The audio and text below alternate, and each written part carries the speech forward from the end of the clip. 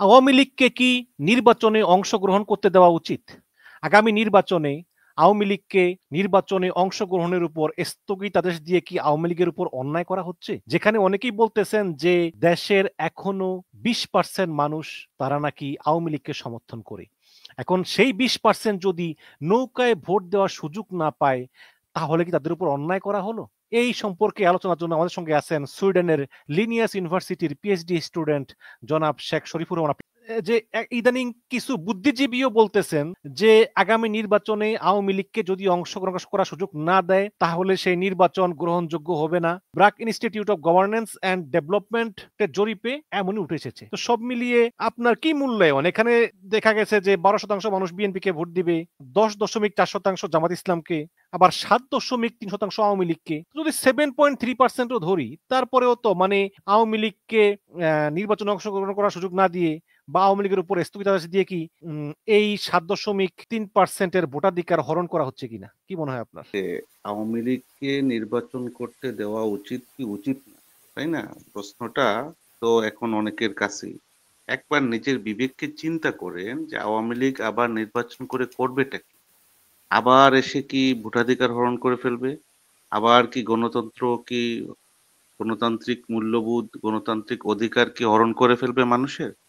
এই কাজগুলি তো ওরা করেছে। এখন ওদের যে হিস্ট্রিটা, আগের হিস্ট্রি, আমরা রিসেন্ট যেটা ঘটেছে সেটা যদি আমরা চিন্তা করি তাহলে তো এটা আর বলার অপেক্ষা রাখে না যে তাদেরকে কেন দূরে রাখা হচ্ছে, কি হচ্ছে না।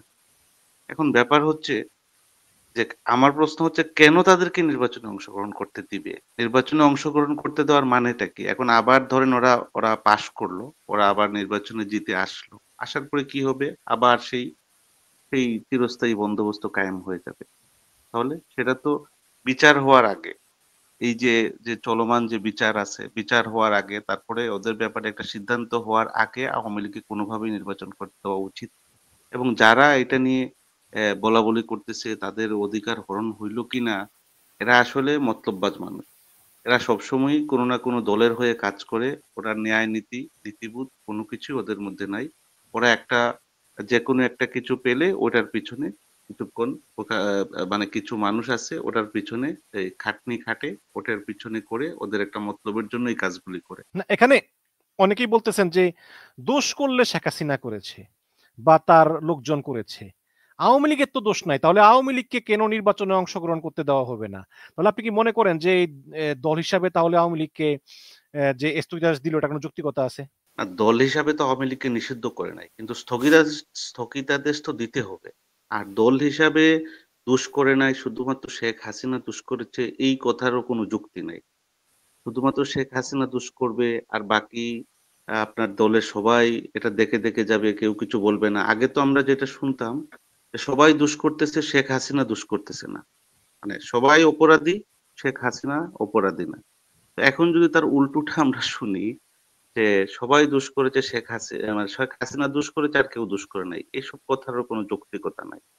কথা হচ্ছে যে এতগুলি মানুষ যে মারা গেল, এত কিছু হইল, দেশে যে একটা অভ্যুত্থান বলেন আর বিপ্লব বলেন, এটা এটা যে এতগুলি মানুষ মারা গেল, এদের কি কোনো বিচার নাই? এদের কি পরিবার নাই? এদের কেউ নাই?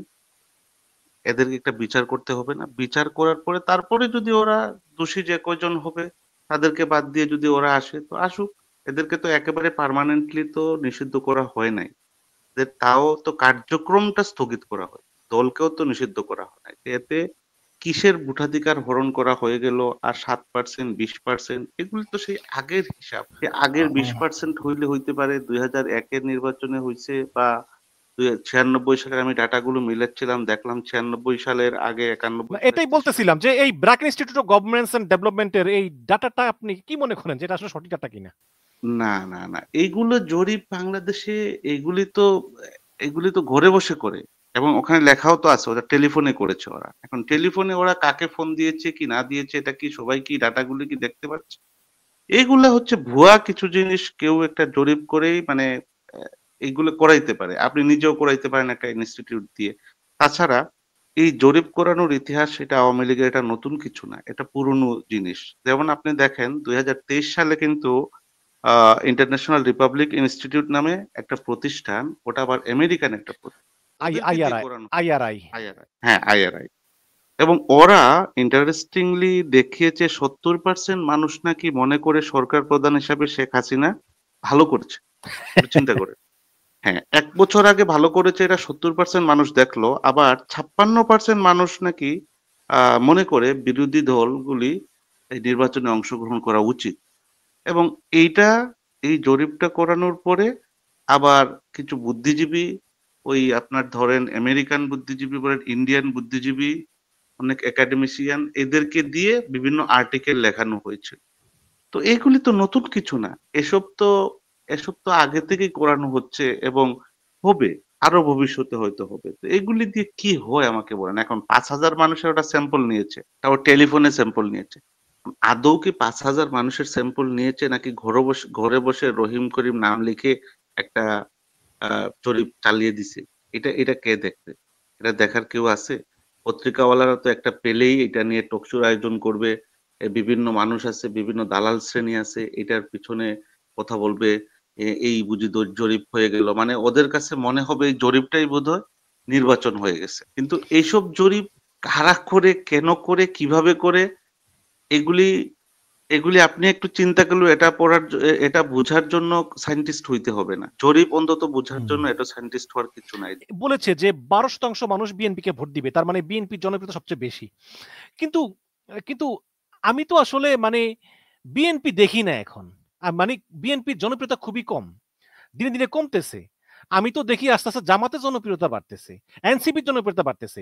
আমি আমার আশেপাশের যত লোক দেখি সবাইকে বিএনপির কথা বলে তারা আমার গালিগালাজ করে। তারা বলে যে বিএনপি নাকি আওয়ামী লীগকে পুনর্বাসন করবে, বিএনপি চাঁদাবাজি করে, দুর্নীতি করে, বিএনপির ফজলুর রহমান, হাবিবুর রহমান, মির্জা, আব্বাস, রুমিন ফারহানা এদের কথাবার্তিতে সবাই বিরক্ত। কিন্তু এখানে তারা বলতেছে যে 12% মানুষ বিএনপি করে, এবং এইটা আপনি কিভাবে দেখতেছেন? এবং তারা বলতেছে যে 48% মানুষ, মানে প্রায় অর্ধেক ভোটাররা নাকি এখনো ডিসাইড করেনি তারা কাকে ভোট দিবে। এইটা কি আপনার বিশ্বাসযোগ্য মনে হয়? এগুলি তো আগেই তো বললাম, এগুলি কাল্পনিক একটা বিষয়। যারা এটা করেছে ওরা ঘরে বসে বসে ওই ওদের মতো করে একটা, ওদের যে ইমাজিনেশনটা আছে না, এইটাকে লিখে এরা একটা ছাপিয়ে দিছে, আর কিছু না। এখানে নতুন কিছু নাই। এখানে 12% মানুষ বিএনপি কে ভোট দিবে, আর আপনার 10% মানুষ আওয়ামী লীগ আর জামাতকে, 8% আর এনসিপি কে 2%। এগুলা ওদের ওদের কাল্পনিক একটা জিনিস। এটা এটা কিছু না। আর 48% মানুষ এখনো মানে খেয়াল করে নাই, মানে ভোট দিবে কি দিবে না, বা ওটা নিয়ে চিন্তা করে নাই, বা সিদ্ধান্ত নেয় নাই। এই যে বললাম না, এটা নিয়ে সারা রাত আলোচনা করতে পারবো, কিন্তু গুড়াতে গলদ যেটা আছে না, যারা করছে, এখানে আপনি দেখেন, আপনি পড়লেই, এই রিপোর্টটা পড়লেই আপনি বুঝতে পারবেন যে এই আপনার আশপাশের মানুষগুলি, এখন তো অন্তত একটা নির্বাচনে একটা আবহ চলতেছে, এবং ফেসবুক বা অন্যান্য জিনিসগুলির মধ্যে আপনি দেখলে অন্তত আপনি একটা ধারণা অন্তত পাবেন। আপনি যে ফেসবুকে যে কমেন্ট গুলি দেখবেন বা ইউটিউবে যে কমেন্ট গুলি দেখবেন, এখান থেকেও কিন্তু একটা ধারণা পাবেন। আপনার কাছে কি মনে হয় এই যে যে রিপোর্টটা দিল, এটার কোনো বাস্তবিক কোনো রিফ্লেকশন কি সোশ্যাল মিডিয়াতে বা আপনার আশপাশের মানুষ বা যারা গ্রামে গঞ্জে থাকে তাদের যে চায়ের দোকানের মানুষগুলি কি এইরকম চিন্তা ভাবনা নিয়ে থাকে, বা এরকম চিন্তা ভাবনা তাদের মধ্যে কি আছে? আমার তো মনে হয় না। 3রা আগস্ট আওয়ামী লীগ বলল যে আগামীকাল 4ঠা আগস্ট আওয়ামী লীগ তার সর্বশক্তি নিয়ে ঝাঁপিয়ে পড়বে, এবং সেদিন ছাত্রলীগ পুলিশের হাতে 100 শিক্ষার্থী মারা গেল। তাহলে কি দল হিসাবে আওয়ামী লীগ ওয়ার ক্রাইম করে নাই? ওবায়দুল কাদের হ্যাঁ, সেটা বলতেছে যে শুট এট সাইট, মানে এই আওয়ামী লীগ তো তারা গণহত্যা চালিয়েছে। শুধু কি তাই, তারা বলেছে যে জনে জনে খবর দে, এক দফারে কবর দে। এখন যদি তাদেরকে আবার ওই সুশীলদের কথা অনুযায়ী ফিরিয়ে আনা হয়, তাহলে তারা যে কোনো ভাবেই হোক ক্ষমতা দখল করে আবার তত্ত্বাবধায়ক বাতিল করবে, আবার গুম খুন করবে, আবার গণহত্যা করবে, এবং আবার একদলীয় শাসন কায়েম করবে, যেটা তার বাবা করেছিল 73 সালে এবং মেয়ে করেছিল আবার এই 2010 সাল থেকে।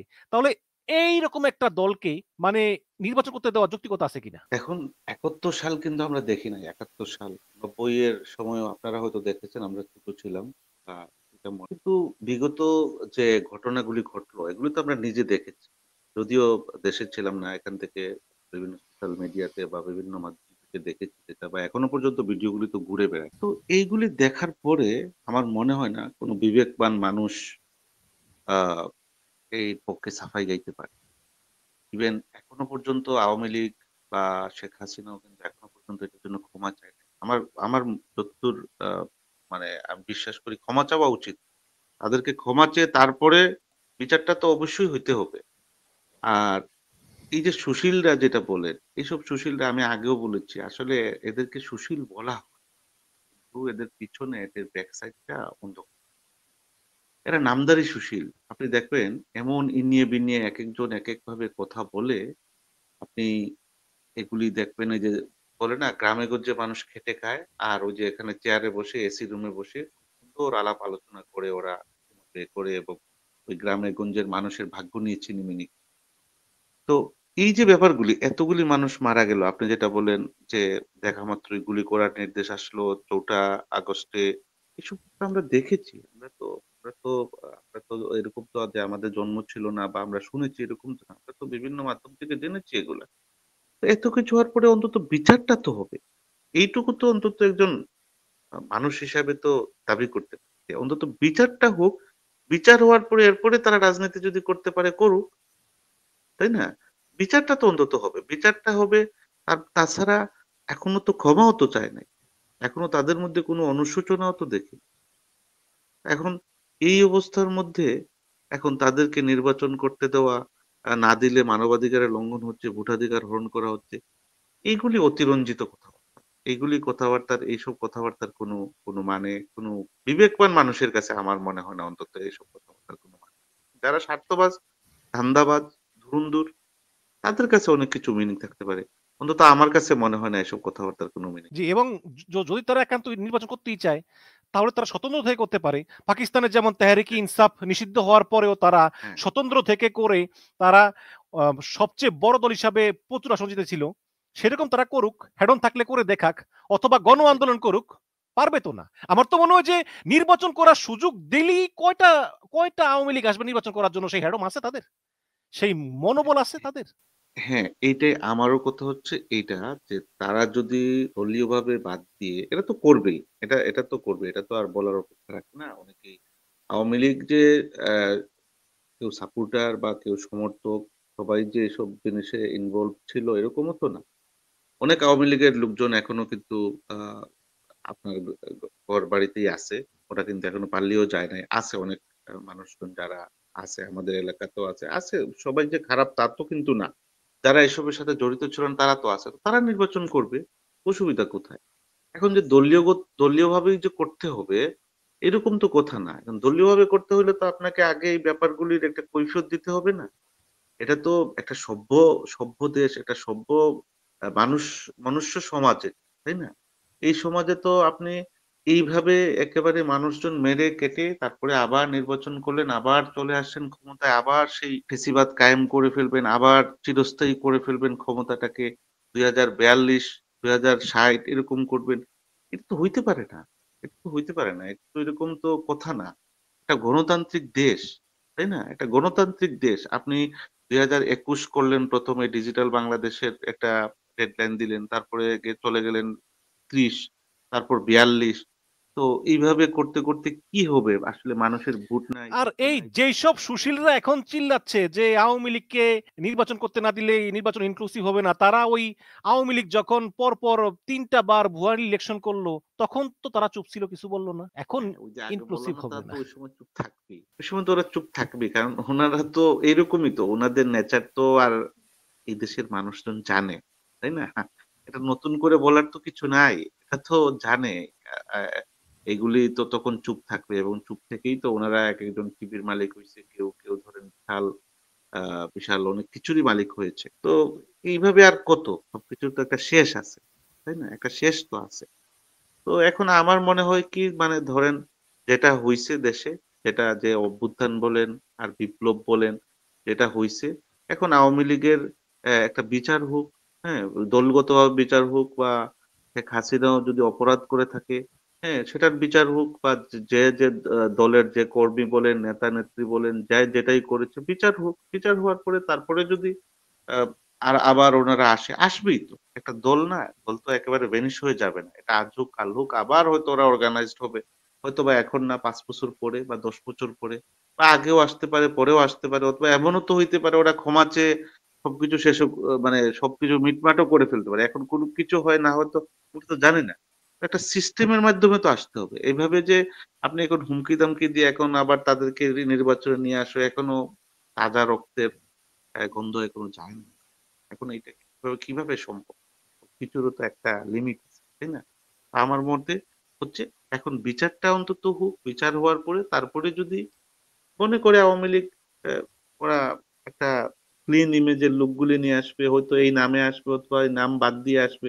এরা তো এই দেশেরই জনগণ, তাই না? ওদেরকে তো আর যারা এসবের সাথে জড়িত ছিল না, তাদেরকে তো আপনি বেনিশ করে দিতে পারবেন না। ওরা তো এখানেই দাঁড়াবে, হয়তো স্বতন্ত্র থেকে দাঁড়াবে অথবা অন্য কোনোভাবে দাঁড়াবে, তাই না? একদম যে সিস্টেম ঠিক থাকতে হবে আর ওই সিস্টেমের মধ্যে এসেই মানে সবকিছু মানে আবার করতে হবে, এরকমই বা কেন বা আশা করতেছেন? আশা করার তো দরকার নেই। জি, শেখ শরীফুর রহমান, আপনাকে অনেক অনেক ধন্যবাদ আমাদের অনুষ্ঠানে অংশগ্রহণ করার জন্য। ঠিক আছে, আপনাকেও অসংখ্য ধন্যবাদ।